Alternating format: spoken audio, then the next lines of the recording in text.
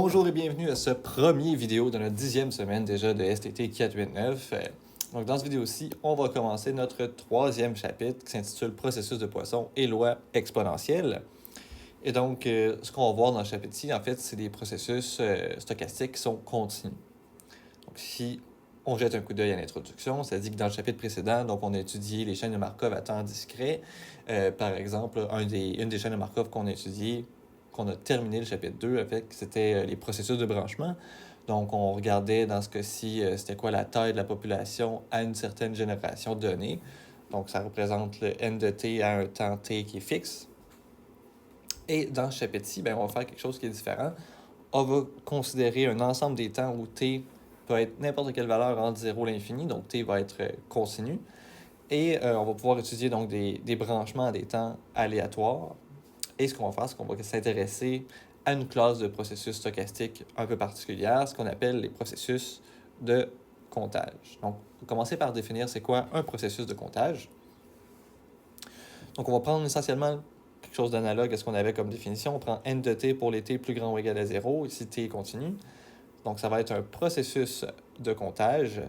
Si donc, au temps 0, on a compté rien encore. Et au temps t plus grand que 0, n de t, ça va correspondre au nombre d'événements qui ont été observés dans l'intervalle 0 jusqu'à t. Et donc, à partir de cette définition-là, on peut déduire déjà certaines propriétés là, de notre processus de comptage. Donc, premièrement, notre fonction va être croissante. Donc, nécessairement, si on part à 0 puis qu'on fait juste ajouter des événements qui arrivent, on aura une fonction qui est croissante. Ensuite de ça, notre fonction n de t, elle, va prendre des valeurs uniquement sur les entiers, étant donné qu'on compte des événements. Et enfin, là, si on regarde, on prend la différence entre n de b et n de a. Donc, on prend deux temps ba où b est plus grand que a. Mais cette différence-là va correspondre au nombre d'événements qui ont eu lieu dans l'intervalle AB où A est ouvert. Donc, on va poursuivre avec un exemple. Donc, un exemple qui était dans le chapitre 0, donc au début du cours, par rapport à un gardien de sécurité. Donc, exemple 3.3. Donc, ici, on a un gardien de sécurité qui est situé à l'entrée d'une épicerie, donc par un matin pluvieux. Et étant donné qu'il n'y a pas beaucoup de monde qui rentre, il commence à se définir, donc, dans sa tête, pour passer le temps, un certain processus. Donc, le processus qui est défini, c'est n de t pour les t plus grand ou égal à 0. Où ici, n de 0 est encore égal à 0 et n de t, selon lui, ça va représenter le nombre de clients qui ont été admis à l'épicerie après donc t minutes. Notre temps qui est continu. Et on peut donc représenter tout ça selon un graphique. Donc, je vais faire un petit graphique rapidement. Donc, quand je travaillais à l'épicerie, moi, au bon vieux Bonichois de Saint-Côme, l'épicerie ouvrait à 8 heures, donc on peut peut-être dire que le temps de base ici, ça va être 8 heures. On peut regarder à 9 heures et à 10 heures. Donc, sur l'axe ici, ça va être le temps. Et sur l'autre axe, on va aller mettre le n de t. Et donc, on sait qu'à l'ouverture, il y a eu 0 arrivée. Et donc, peut-être que ça reste comme ça pendant un certain temps. Éventuellement, il y a une première arrivée. Donc, ça ici correspond à 1. Peut-être qu'il reste encore une arrivée. Peut-être qu'après 9 heures, il y a une autre arrivée ici. Donc, on tombe ici à 2. Et peut-être qu'on a la même chose. Peut-être qu'on a une petite arrivée avant 10 heures. Et peut-être qu'ensuite, on ne sait pas c'est quand la prochaine. Donc, ici, on aurait 3 arrivées. Donc, avec le schéma qu'on a ici, si on veut savoir combien est-ce qu'il y a eu d'arrivées, disons, entre 10h et 9h, ce qu'on fait, c'est qu'on prend notre n de 10h, on soustrait le n de 9h. Donc, à 10h, on sait que à ce moment-là, il y a eu 3 arrivées, donc c'est la valeur qui est là. Et à 9h, on regarde ici, il y a eu une arrivée.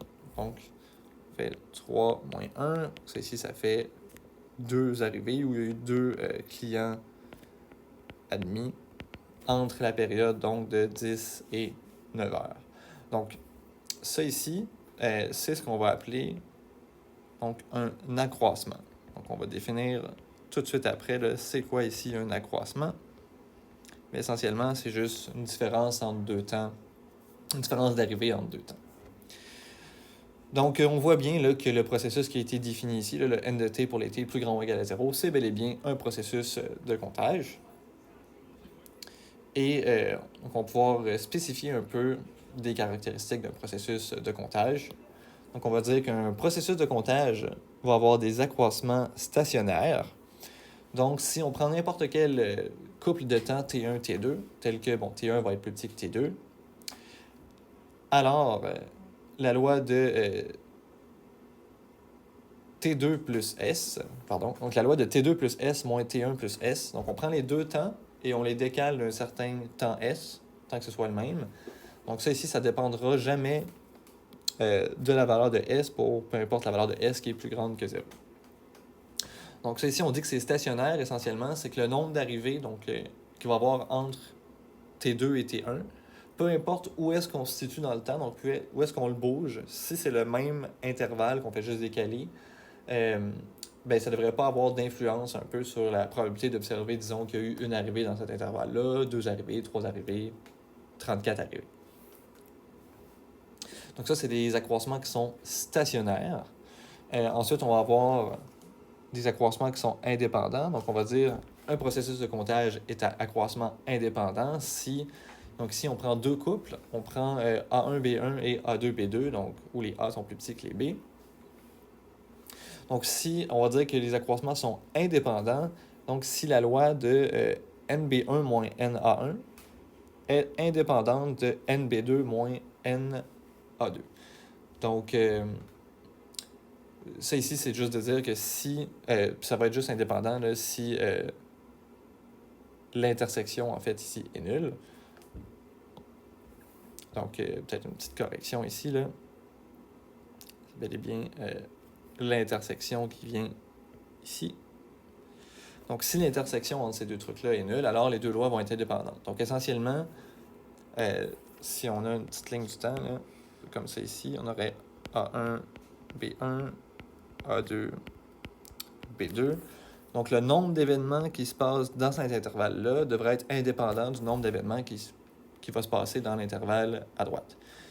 Tant et aussi longtemps qu'il n'y a pas d'overlap. Dès qu'il y a de l'overlap, on ne peut pas dire que c'est indépendant parce que justement, il y a une petite partie qui est commune, donc nécessairement, ça va avoir une petite influence sur les deux intervalles en même temps. Donc là, on va essayer de faire un peu une analogie avec le vocabulaire qu'on utilisait là, quand on était au temps discret. Donc, on se rappelle, là, si je fais une ligne du temps, on utilisait souvent le vocabulaire passé, présent, futur. Donc, on va se fixer un peu des valeurs et on va essayer d'utiliser le même vocabulaire. Donc, peut-être que le A ici, ça peut représenter mon état présent. Donc, même si on est dans le continu, il existe un état présent. Toutes les valeurs qui sont avant le A, donc disons jusqu'à 0, ça va représenter le passé. Et toutes les valeurs subséquentes, donc même après mon petit b, ça représente le futur. Donc, on peut les définir en termes d'ensemble. Donc, si je prends toutes les n de t telles que t est plus petit que a, mais ça ici, ça correspond à mon passé. Donc, c'est la zone à gauche sur le graphique. Ensuite de ça, je peux prendre toutes les n de t telles que t est plus grand que a. Ça ici, ça va être le futur. Et donc, sur le graphique, j'ai mis deux lettres, j'ai mis a et b. Donc, ici, la quantité n de b, donc le nombre d'arrivées qu'il y a eu au moment b, ça ici, ça va dépendre nécessairement de n de a. Donc, essentiellement, si je regarde c'est quoi la probabilité que n de b soit égal à 2, mais si je sais que n de a est égal à 5, c'est nécessairement 0. Mais en général, si je vais juste regarder c'est quoi la probabilité que n de b soit égal à 2, cette probabilité-là est probablement non nulle. Donc, la connaissance de n de a va avoir des impacts sur la probabilité d'avoir n de b. Donc, il y a une certaine dépendance. Par contre, ce qu'on a dit là, avec les accroissements indépendants, c'est que si je considère n de b moins n de a, donc l'accroissement qu'il y a eu entre ces deux temps-là, donc ça ici, ça devrait être indépendant de n de a moins n de t, donc pour n'importe quelle valeur de t qui est plus petite que a. Donc si je prends un petit t qui est en quelque part ici, Donc, l'accroissement qu'il y a entre A et B est indépendant de n'importe quel accroissement qui est de cette forme-ci, donc où T est plus petit qu'A. Et donc ça, c'est des propriétés là, avec lesquelles on va travailler beaucoup dans ce chapitre-ci. Les accroissements, c'est quelque chose qui est très important et on va en parler un peu plus en détail là, très bientôt. Donc la définition là, qu'on a donnée ici, 3.5, on peut donner une version un peu plus générale de ça. Donc c'est la définition 3.6.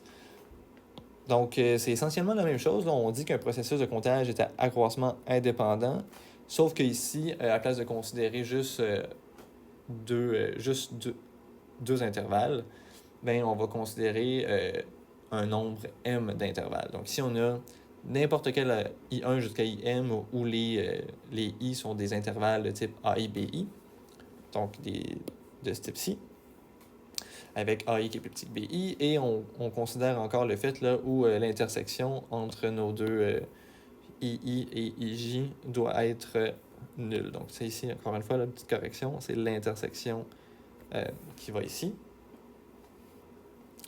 Et donc, une fois qu'on a tous ces intervalles-là qui sont disjoints 2 à 2, ce qu'on est en train de dire, c'est que dans le fond, les variables aléatoires qui correspondent aux accroissements, donc les NBI moins les NAI, donc ils vont tous être indépendantes, ces variables-là, les unes des autres. Donc c'est exactement la même chose là, qu'on avait au 3.5, c'est juste que là, on l'a généralisé à avoir plus que deux variables aléatoires qu'on considère à la fois. Et donc, on va terminer là, ce vidéo-ci avec quelques exemples donc, de processus de comptage. Donc, le premier exemple, c'est que on va considérer N de t qui est le nombre d'arrivées à un guichet, disons un guichet automatique, ou encore à un centre d'appel, donc le nombre de téléphones qu'on reçoit, ou encore le nombre de visites sur un site web, ou encore dans un lieu. Donc, tous les processus qui ont cette forme-là sont des processus de comptage. Deuxième exemple, donc N de t ici pourrait être le nombre d'accidents automobiles qu'il y a au centre-ville de Montréal. Donc ça ici, c'est un processus de comptage et on peut s'intéresser aux caractéristiques des processus de comptage qu'on vient de définir.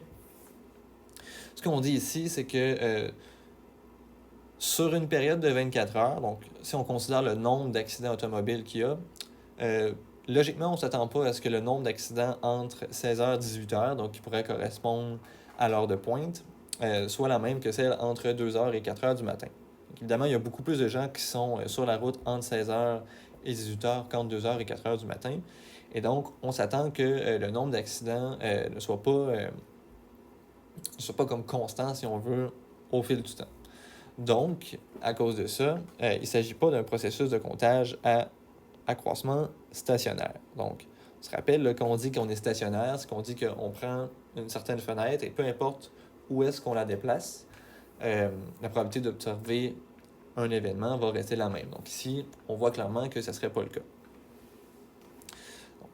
Par contre, ce qu'on dit par la suite, c'est que si on réduit l'intervalle de temps à étant seulement l'heure de pointe, alors, bon, on pourrait dire que l'hypothèse des accroissements stationnaires va être plus probable. Donc, si l'heure de pointe, c'est entre 16h et 18h, puis qu'on prend juste des petites fenêtres de 15 minutes et qu'on glisse cette fenêtre-là de 15 minutes sur notre période de 2 heures, bien alors là, on va pouvoir justifier que oui, probablement qu'on a des accroissements qui sont stationnaires.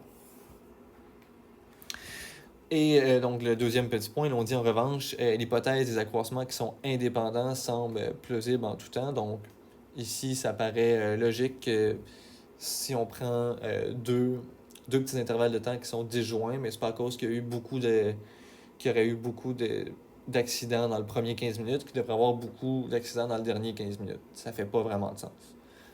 Donc, on peut se dire que l'accroissement indépendant est quelque chose qui fait du sens. Et donc, dernier exemple ici, on considère N de t, où N de t, c'est le nombre de buts dans une partie de hockey. Donc, ça dit qu'on peut se convaincre facilement là, que les hypothèses de stationnarité et d'indépendance, les deux sont respectées. En fait, dans un match de hockey, il y a 60 minutes. Fait que si on prend une fenêtre, disons, de 5 minutes, puis qu'on la glisse, peu importe, partout dans le match, on peut se dire que la probabilité d'observer un but, 2 buts, 3 buts devrait être pas mal la même au fil du match, là, parce que c'est vrai. Bon, la fatigue entre en jeu, mais en même temps, la fatigue est des deux côtés. Donc, c'est vraiment dur à quantifier, mais si on aurait un expert qui backerait ça, on serait quand même capable de dire facilement que l'hypothèse de stationnarité est respectée. Et l'hypothèse d'indépendance semble l'être aussi. Donc, le fait qu'il y ait eu 2 buts dans les 10 premières minutes, est-ce que ça a vraiment un impact sur le fait qu'il va y avoir un but dans les 10 minutes du milieu? Probablement pas. Donc, encore une fois, là, on peut supposer que l'hypothèse d'indépendance va être vraisemblable. C'est sûr que dans des cas comme ça, avoir l'opinion, disons, d'un analyste de hockey, ça serait très, très pertinent et ça nous aiderait beaucoup à aller justifier pourquoi est-ce que ces hypothèses-là sont vraisemblables ou pas.